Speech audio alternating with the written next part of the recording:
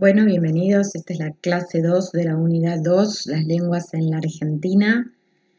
El plan de la clase esta es recuperar algunos conceptos de lengua y dialecto que se presentaron en la clase anterior, revisar los modos en los que se produce el cambio lingüístico, analizar los contextos en los que se produce el contacto lingüístico y sus resultados, y ver las situaciones que llevan a la sustitución, desplazamiento de una lengua.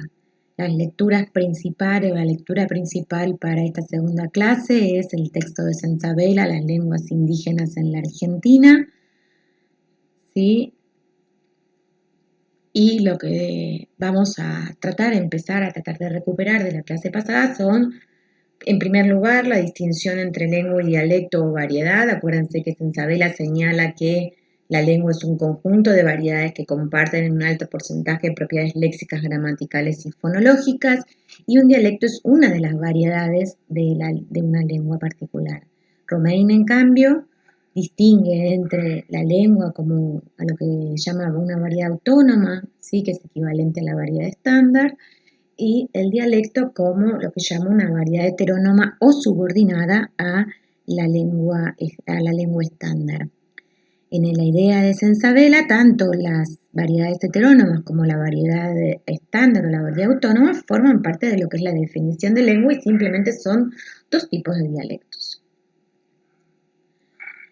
¿Sí? Ahora, el tema o el problema principal con los conceptos de lengua y variedad es que son entidades que tienen límites abstractos, es decir, no podemos establecer con certeza y con claridad y con definición cuáles son los límites de lo que llamamos español, cuáles son los límites de lo que llamamos portugués, francés, italiano, inglés o cualquier otra lengua que se les ocurra, ni tampoco podemos establecer límites entre variedades de una lengua, es decir, dónde se acaba la variedad que podemos llamar rioplatense, que corresponde a la región geográfica donde nosotros vivimos, y donde entonces podemos decir, a partir de acá empieza otra variedad de lengua regional. O, bueno, esto pertenece a tal clase social y esto pertenece a tal otra clase social. Esos límites no se pueden establecer, ¿sí? Todo corte necesariamente es arbitrario porque en realidad lo que existe, tanto entre variedades como entre lenguas emparentadas, lo llaman emparentadas genéticamente, es decir, no vamos a estar comparando el holandés con el español, pero sí el español con el italiano, con el portugués, con otra serie de lenguas con las que estén emparentadas, es que lo que existe en realidad es un continuum dialectal. ¿Sí? Entonces, dentro de ese continuum dialectal, lo que podemos hacer es establecer cortes arbitrarios. ¿Sí? Eso quiere decir que lo que llamamos una variedad tal X y le ponemos un nombre, simplemente se define por criterios externos impuestos por el investigador para estudiar ciertos fenómenos lingüísticos que le interesan. Lo que se desprende también de esta idea de la existencia en realidad de un continuum dialectal es que no existe algo así como la lengua española. ¿Sí? Lo que llamamos español es un constructo histórico, político, social, que lo que hace es juntar un conjunto de variedades genéticamente relacionadas, parecidas, similares, como parte de la misma lengua entendida como este conjunto de variedades. ¿Sí? Y esas variedades están vinculadas o se relacionan con una lengua estándar. Ahora, ¿qué es una lengua estándar? La lengua estándar no es algo real, ¿sí? La lengua estándar no es un objeto concreto. La lengua estándar es es un objeto concreto en un sentido especial, no existe realmente, no es una cosa natural. Es el resultado de un proceso de normalización, ¿sí? ¿Qué es un proceso de normalización? Es la intervención sobre la lengua. Vamos a discutirlo en la unidad 3 con mayor detalle, pero los procesos de normalización son procesos que tienen su apogeo, si quieren, o su inicio, su periodo de mayor fuerza durante la creación de los Estados-Nación en el siglo XV y el siglo XVI.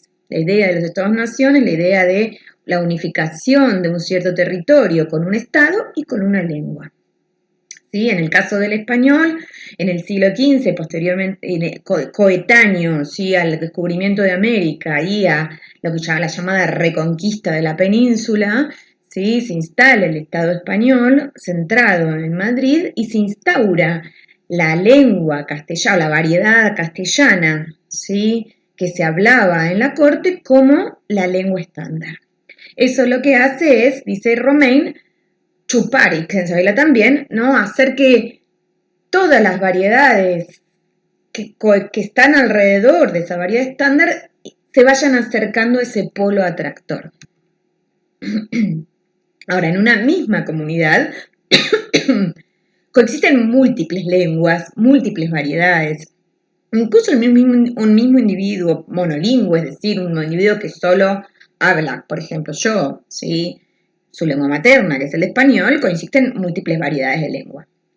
Uno puede manejar la lengua estándar, y eso es una variedad, puede tener su variedad regional, puede tener registros, puede participar en distintos tipos de registros. Por ejemplo, si es un profesional, tendrá un registro particular para sus intercambios profesionales y usará otro tipo de registros para otro tipo de intercambios. Estilos, puede ser más formal, menos formal, etc. Como hablantes, adaptamos nuestra producción lingüística al contexto en que estamos, ¿sí? Ya sea el ámbito familiar, laboral, educativo. Una cosa importante para resaltar siempre es que si la lengua es un conjunto de variedades, ¿sí? Y la variedad estándar en realidad es una creación ficticia, ¿sí? Dada por razones políticas y sociales, en realidad no hay variedades mejores que otras. ¿Qué quiere decir que no hay variedades mejores que otras? Quiere decir que toda variedad de lengua es capaz de expresar todo el rango de posibilidades que uno necesite, tanto cuestiones que tengan que ver con la expresión de los sentimientos, como la expresión de los razonamientos, como la expresión de cualquier cosa que se les ocurra. ¿Sí? Lo que sí hay son variedades que son más prestigiosas que otras. Ahora, el prestigio no es un concepto lingüístico, el prestigio es un concepto social, ¿sí? Entonces, claramente, el manejo de lo que llamamos la variedad estándar es prestigiosa, manejar la variedad estándar es lo que socialmente se nos requiere, y entonces lo que hay ahí es otra vez una diferencia social y no lingüística. La variedad estándar no es ni mejor ni peor que otras variedades, como puede ser, ¿sí?, la variedad familiar con la que hablamos. Ahora, si uno ve la realidad del mundo, dice Sensabela que se calcula que en el mundo actual hay entre 5.000 y 7.000 lenguas distintas, ¿sí? Esta diferencia entre 5.000 y 7.000 lenguas tiene que ver con qué criterios se utilizan para clasificarlos. Podemos recordar la clase anterior, los problemas que surgen para poder distinguir qué es una lengua en base a criterios que se pretendan verdaderamente científicos. Ahora, si dividimos esa cantidad de lengua por la cantidad de países que hay en el mundo, en este momento hay alrededor de 194 países reconocidos por la ONU, lo que tenemos que concluir es que en cada país debe existir, debe hablarse más de una lengua. Eso no quiere decir que todos los individuos de ese país hablen más de una lengua, simplemente que en la misma sociedad coexisten, ¿sí?, un número importante de lenguas. En la Argentina, por ejemplo, actualmente se hablan 12 lenguas indígenas, unas cuantas lenguas de inmigración, ¿sí?, entre las que son lenguas de inmigración que algunas pueden conservarse todavía de lo que fue el periodo de gran inmigración, como ciertos lugares en donde se habla el galés, ¿sí?, o donde se habla el alemán, o donde se habla italiano. Y el español, también tenemos las lenguas de inmigración actuales, ¿sí?, como algunas lenguas africanas, el coreano, ¿sí?, o el chino, ¿sí? Ahora, a pesar de que existe un conjunto importante de lenguas que se hablan en el país, la mayor parte o la mayoría de la población es población monolingüe en español. Ahora bien, estas entidades que llamamos lenguas, estos conjuntos de variedades, no son conjuntos estáticos, ¿sí?, son dinámicas. Es decir, están sujetas a cambios permanentes. Saussure, si ustedes recuerdan de LSC, sostenía que la lengua es inmutable para los hablantes, pero al mismo tiempo está en constante cambio. O sea, la idea de Saussure de que el signo es mutable e inmutable al mismo tiempo tiene que ver con el reconocimiento de una realidad. Las lenguas están en constante cambio, ¿no? Ese es el carácter mutable del signo lingüístico. ¿Qué quiere decir el carácter inmutable? Que para los hablantes X en un momento dado, en un momento, en su historia, en su lugar, la lengua parece estable, inmutable y sin alteraciones. Ahora, las lenguas cambian todo el tiempo. ¿Por qué cambian las lenguas? Por varios factores o innumerables factores. Los principales motores del cambio lingüístico son el paso del tiempo, algo que señala Saussure, si dice Saussure, si el tiempo todo lo modifica, ¿por qué el signo no se va a modificar con el paso del tiempo? La necesidad de construir identidad es otro factor que hace al cambio lingüístico y fundamentalmente el contacto lingüístico. ¿Qué quiere decir que el cambio del paso del tiempo cambia las lenguas? Lo que decíamos antes, ¿no? El cambio lingüístico se da ya sea en una lengua que esté aislada en el medio de la montaña o que esté en permanente interacción con hablantes de otras lenguas, como se da en las zonas de fronteras. O sea que el aislamiento no indica que no va a haber cambio lingüístico. Si pasa el tiempo, las lenguas cambian. Otro factor que materializa, decíamos, el cambio lingüístico son, por ejemplo, los adolescentes. ¿Sí? En parte, como modo de construir su identidad frente al adulto, los llamados jóvenes o el grupo social conformado por los jóvenes, producen modificaciones en la lengua que heredan de sus padres. Estas modificaciones llevan muchas veces a cambios en el léxico, en la fonología, en la gramática. Otras veces son cambios que se pierden, ¿sí?, de una generación a la otra. Es decir, no todos los cambios que se producen o que se generan a partir del lenguaje juvenil, si lo llamamos lenguaje juvenil, produce cambios permanentes en la lengua. ¿Sí? Algunos cambios quedan, otros cambios se pierden. Este fenómeno, o esto lo que estamos diciendo de los adolescentes, no es muy distinto a lo que lleva al nacimiento de nuevas lenguas a partir de intensificar las diferencias para conformar una identidad lingüística del al lado, por ejemplo. ¿Sí? Si se acuerdan del caso noruego, los noruegos lo que hacen a partir del proceso de normalización es intensificar en aquellos elementos que el noruego se diferencia, ¿sí?, del sueco, para de esa manera marcar o construir la identidad noruega. O también es lo mismo que llevó a los porteños a preservar el vos sobre el tú. ¿Sí? A pesar del intento del Estado de imponer el tú, porque es la forma, ¿sí?, más extendida y si quieren la que pertenece a la lengua estándar, entendida para todo el conjunto de las variedades habladas en todos los países de habla hispana, los porteños y otras regiones también, no solo los porteños, siguieron usando el vos. ¿Por qué? Bueno, el vos era una marca de identidad. Ahora bien, sin ningún lugar a dudas, el contacto lingüístico es el factor más extendido y más influyente a la hora de pensar las razones que generan que las lenguas cambien. Es importante tener en cuenta, antes de seguir con el contacto lingüístico, que si bien los factores que son estos factores pueden producir cambios en la lengua y en general lo hacen, estos tres factores que discutíamos, hay algunas cosas que no son predecibles, es decir, no podemos predecir si el cambio que se produce en un momento dado, en un contexto dado, en un tiempo dado, va a ser un cambio que se asentará, es decir, que dará lugar a la emergencia de una nueva lengua o de una nueva variedad, o si esos cambios serán pasajeros y entonces de una generación a otra, por ejemplo, ese cambio se pierde. Ni tampoco podemos predecir en qué zonas de la lengua esa situación de cambio lingüístico va a darse. Es decir, si se va a dar en el nivel fonológico, si se va a dar en el nivel léxico, si se va a dar en el nivel gramatical o en todas las zonas juntas. Es imposible saber a dónde se va a afectar. Es decir, es una cosa que también se señala Saussure en el texto, en principio el cambio es azaroso. ¿Sí? Además, estas modificaciones que se dan de manera, si quieren, natural, ¿sí?, pueden verse interrumpidas, suprimidas, estimuladas por factores externos, como es, por ejemplo, la intervención del Estado a través del sistema educativo. ¿Sí? Eso va a ser parte de lo que estemos discutiendo en la unidad 3 y en la unidad 4.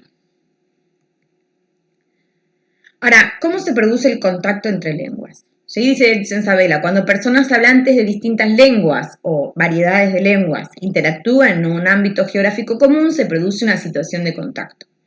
En general, esa situación de contacto extendido, ¿sí?, no es simplemente porque me voy de vacaciones al país vecino o me voy de vacaciones a un país y entonces ahí, claro, con personas que hablan distintas lenguas interactúan, eso va a producir un contacto lingüístico. No estamos hablando de una situación de contacto extendido, es decir, que se da en el tiempo y entre un número de personas relativamente grandes.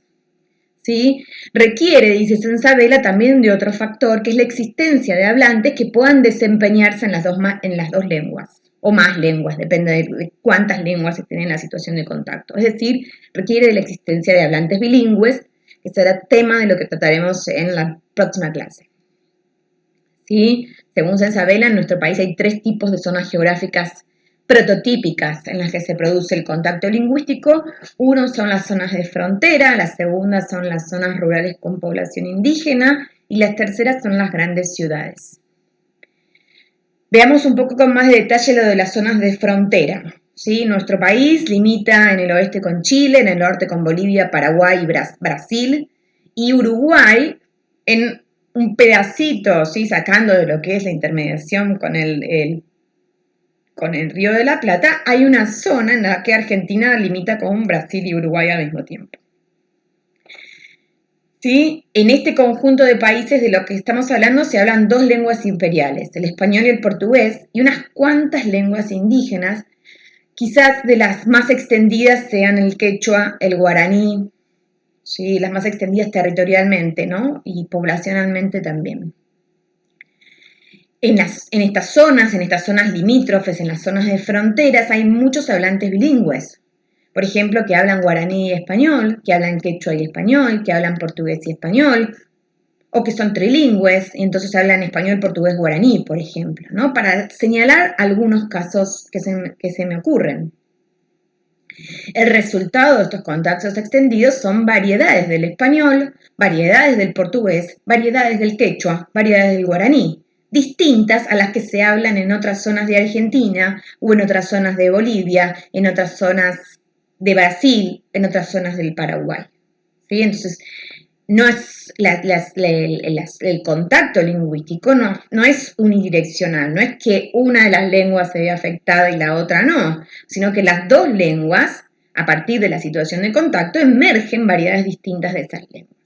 Un caso que podemos pensar prototípico de lo que es la zona de fronteras es lo que llamamos el portuñol, ¿sí? Aunque claramente no es el único caso de los que podemos hablar.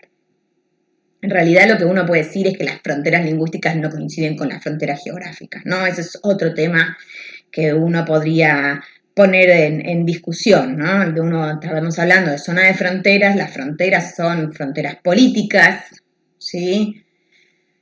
Las lenguas no se rigen por fronteras políticas, entonces en realidad lo que hay son regiones geográficas, regiones lingüísticas compartidas por las distintas zonas.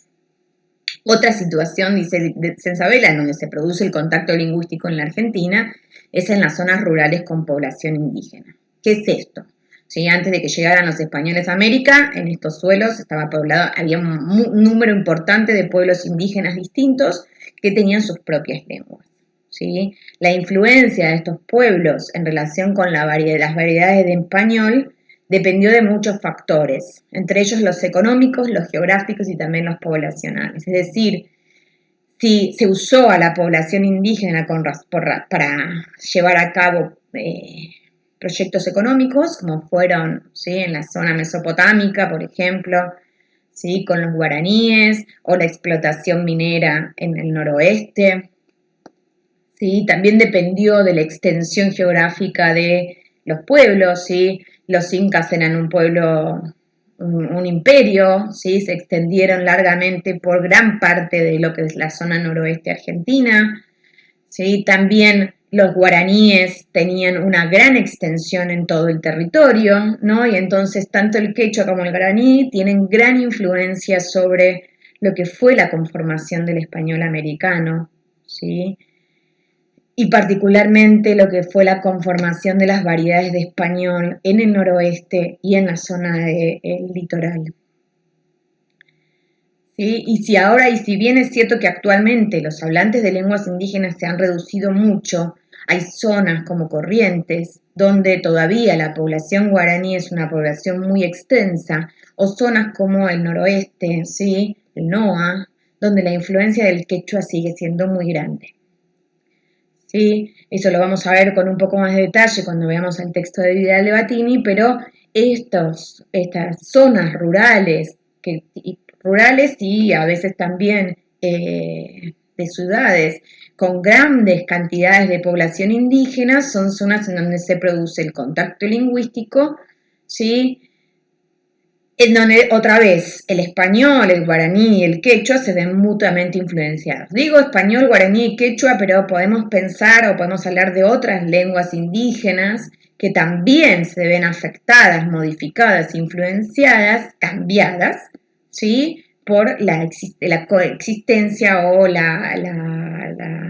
contacto entre el español y otras lenguas indígenas de la zona. Sí, es un fenómeno natural el contacto lingüístico. ¿Sí? Otra zona de contacto lingüístico es lo que llaman los grandes conglomerados urbanos, ¿no? Las grandes ciudades. Las grandes ciudades reciben migrantes, por ejemplo, Buenos Aires recibe migrantes de todas partes del país, recibe migrantes del extranjero, ¿sí? Y el contacto entre estos hablantes bilingües, ¿sí? Por ejemplo, ¿no? De alguna región de la Argentina o de algún país extranjero va influenciando mutuamente las lenguas, generando cambios en la lengua, por ejemplo, modificando el español y modificando las lenguas madres.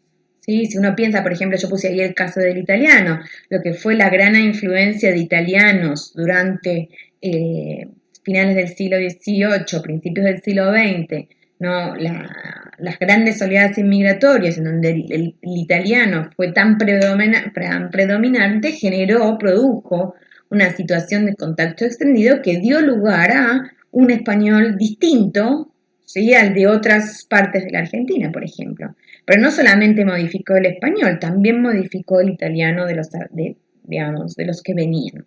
Eso lo vamos a discutir en unas clases más. El punto es otra vez que estos cambios, estas modificaciones son muy lentos en general, ¿no? No es que es automático, sino que pasa tiempo y tiene que darse un contacto extendido y otra vez no sabemos o no podemos saber qué cambios van a prosperar, dónde, qué se va a ver afectado, qué se va a modificar.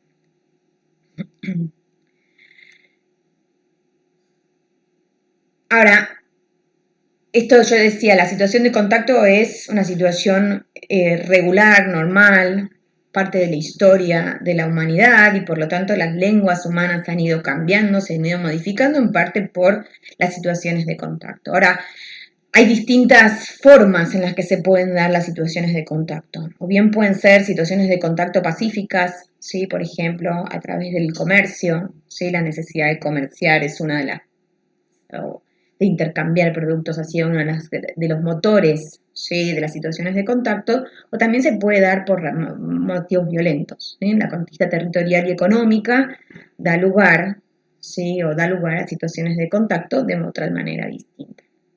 Ahora, si uno recorre lo que fueron las situaciones de contacto de manera histórica, lo que se observa en general, ¿sí?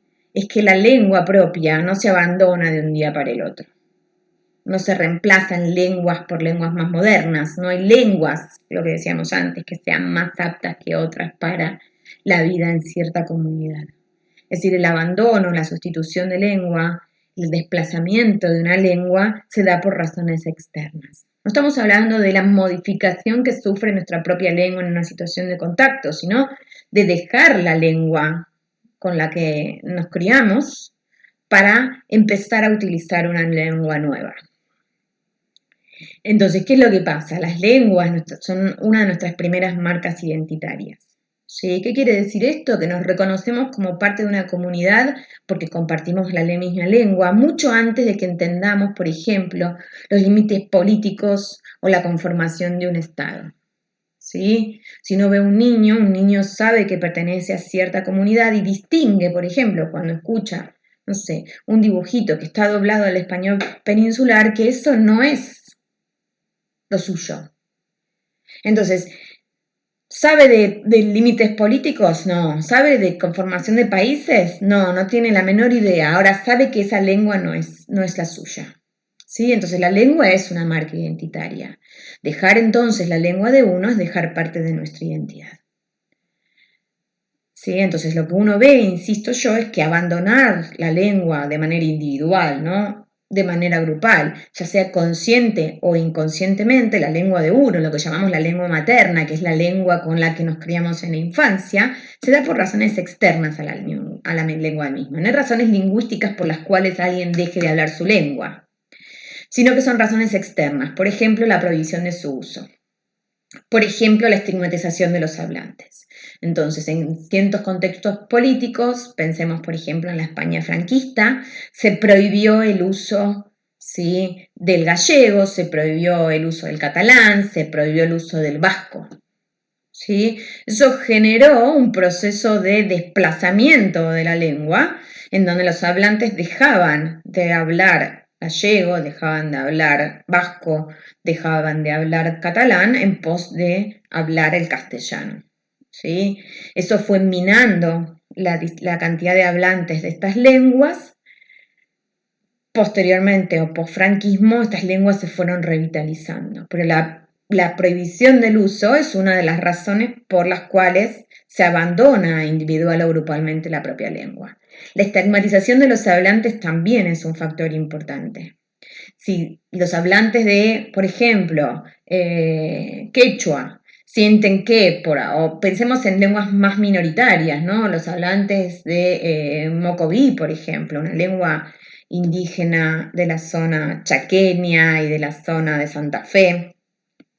Si los hablantes de mocoví sienten que ser reconocidos como hablantes de esa lengua les impide el acceso al trabajo, les impide el acceso a la educación, les impide el acceso a los bienes culturales, entonces, bueno, es probable que dejen de hablar su lengua, que recomienden a sus hijos no hablar su lengua, prohíban a sus hijos hablar su lengua, de modo tal de poder insertarse en una sociedad en la cual domina otra lengua imperial como es el español.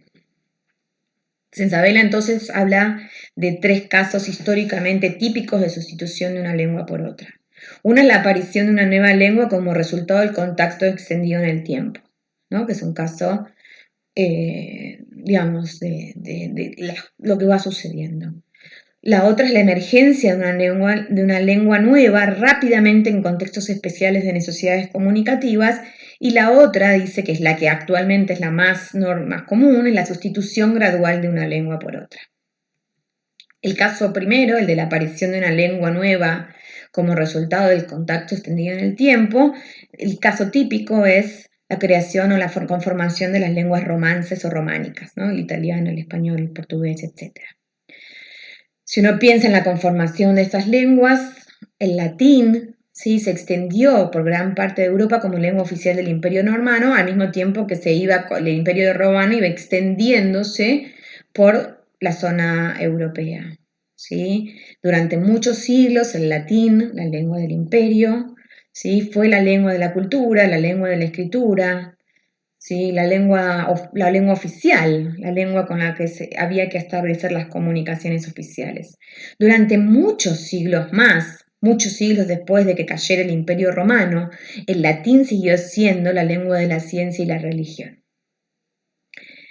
¿Sí? Ahora, esto hablamos del latín estándar, ¿sí?, el latín oficial, la lengua, digamos, esa lengua de la cultura y la lengua de la ciencia es una de las variedades del latín. Ahora, al mismo tiempo que esta variedad oficial seguía siendo la lengua de la cultura y de la escritura, de la ciencia y de la religión, en las zonas, las poblacionales, en los pueblos, se hablaba de lo que llaman latín vulgar, ¿sí?, que es la lengua oral y popular. Este latín vulgar convivió digamos, en las distintas zonas de Europa con lenguas autóctonas de las distintas regiones, ¿sí?, y con lenguas que fueron las que llegaron con las invasiones bárbaras, ¿sí? Esta coexistencia del latín vulgar con otras lenguas, las otras lenguas distribuidas por Europa, fue modificando al latín, ¿sí? Y como resultado de esta situación de contacto, emergieron lo que llamamos las lenguas romances actuales. Ahora, ¿dónde está la sustitución? No en esta conformación de las lenguas romances. La sustitución está en el momento en que las lenguas romances, y eso tardó mucho tiempo, sustituyeron al latín en los lugares de prestigio, la educación, la cultura y la religión.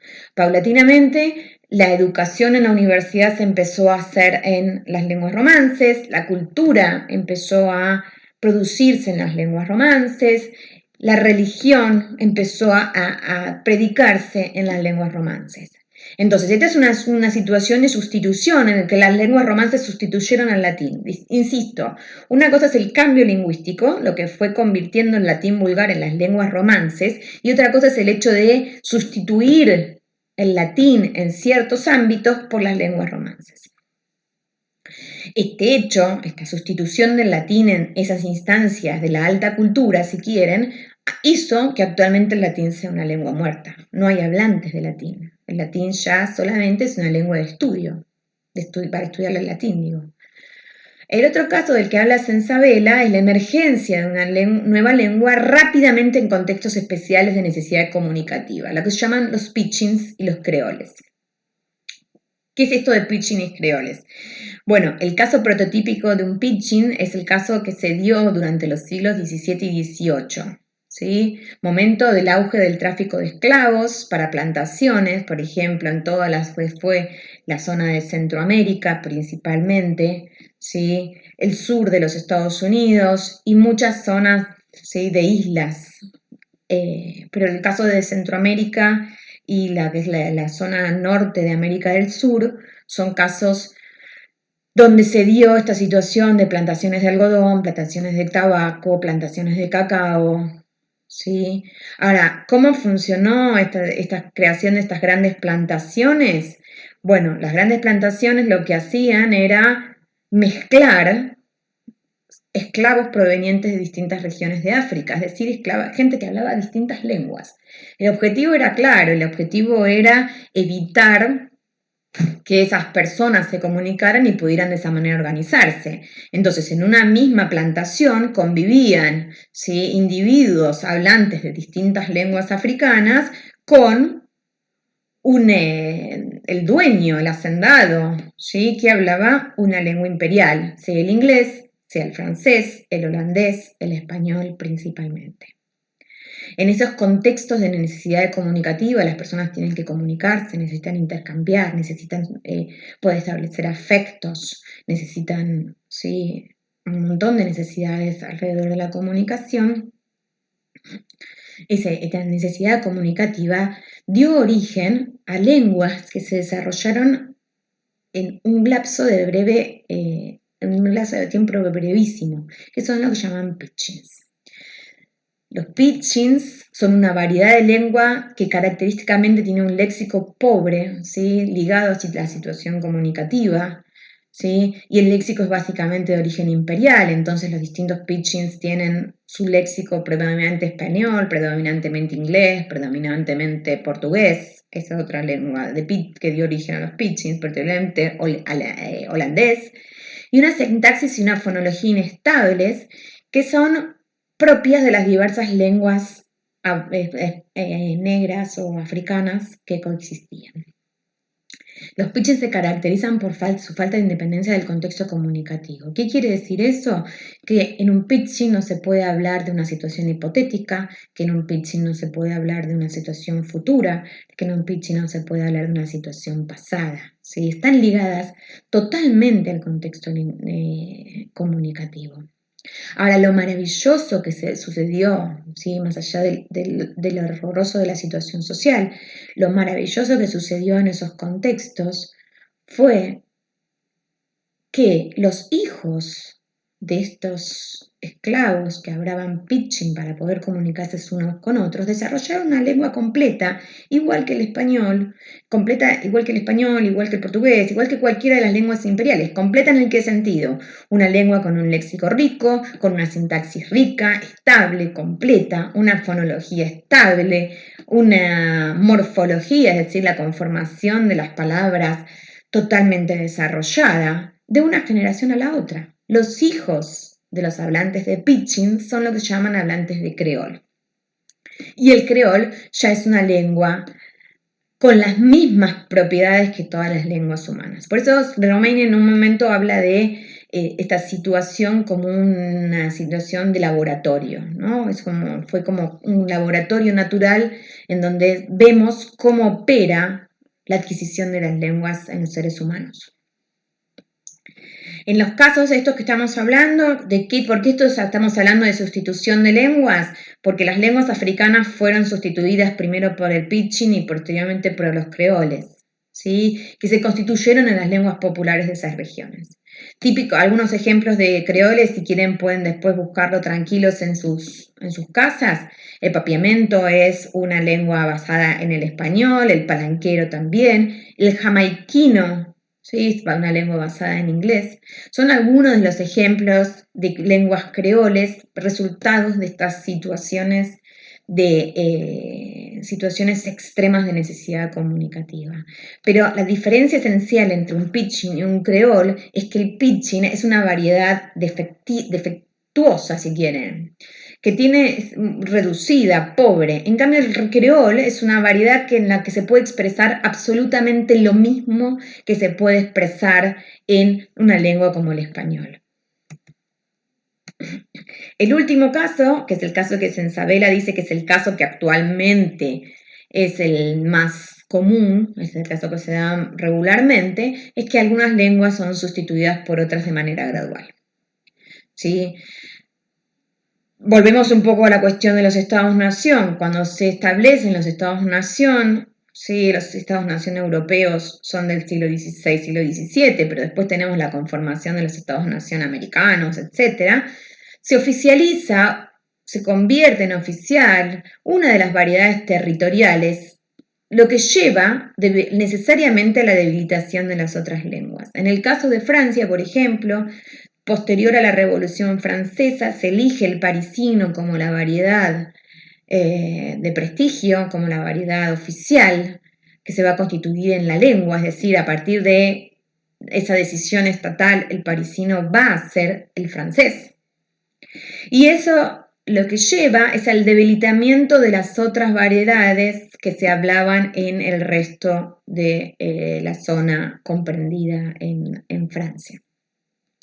En la América española la imposición del español fue absoluta, ¿sí? Ya sea a través del genocidio de los pueblos indígenas o ya sea por el abandono forzado sugerido de las lenguas indígenas en pos del español. Durante un periodo se prohibió directamente la enseñanza de las lenguas indígenas, ¿sí? Y después también sucedió lo que hablábamos antes, la estigmatización, la necesidad de incorporarse a la vida económica y social, ¿sí? Hizo que los hablantes de lenguas indígenas lentamente fueran abandonando de manera a veces forzada, ¿sí? Porque, por ejemplo, necesitaban incluirse en el mercado laboral y solamente podían hacerlo a través del español o de manera sugerida, por ejemplo, lo que hacía la educación, ¿sí? Dejar sus lenguas maternas en pos de adquirir la lengua imperial. Esto fue llevando lentamente a que cada vez haya menor cantidad de hablantes de lenguas indígenas. Particularmente en el caso de la Argentina, eso también se ve con las lenguas de inmigración, ¿no?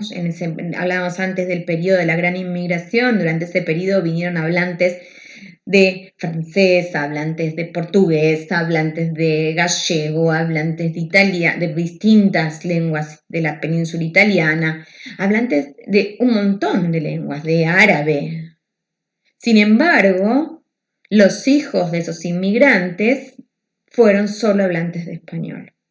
Entonces, ahí lo que se vio fue un caso de sustitución, no muy gradual, bastante rápida, de la lengua prestigiosa, que era el español, eliminando las lenguas maternas, que eran lenguas, si quieren, vinculadas con la pobreza, con el exilio, con la guerra, etc. En la actualidad, dice Sensabela, el abandono y sus consecuencias, la muerte o desaparición de una lengua, se ha visto acelerada rápidamente y por eso se van perdiendo las lenguas indígenas que tenemos en Argentina, por ejemplo. Si vieron el ejercicio que hicimos sobre el chaná, ¿sí? Ya no hay, queda un solo hablante de chaná, es una lengua que está a punto de desaparecer, ¿sí? Y eso que pasa con el chaná sucedió con un montón de lenguas. ¿Sí? La concentración económica, los medios de comunicación y el acceso a la educación y la cultura solo en las lenguas dominantes es algo que produce o acelera el proceso de abandono o sustitución de una lengua. Con eso terminamos la clase de hoy. La próxima clase, ¿sí? Se va a trabajar principalmente con el capítulo 2 de Romain. Gracias y nos vemos.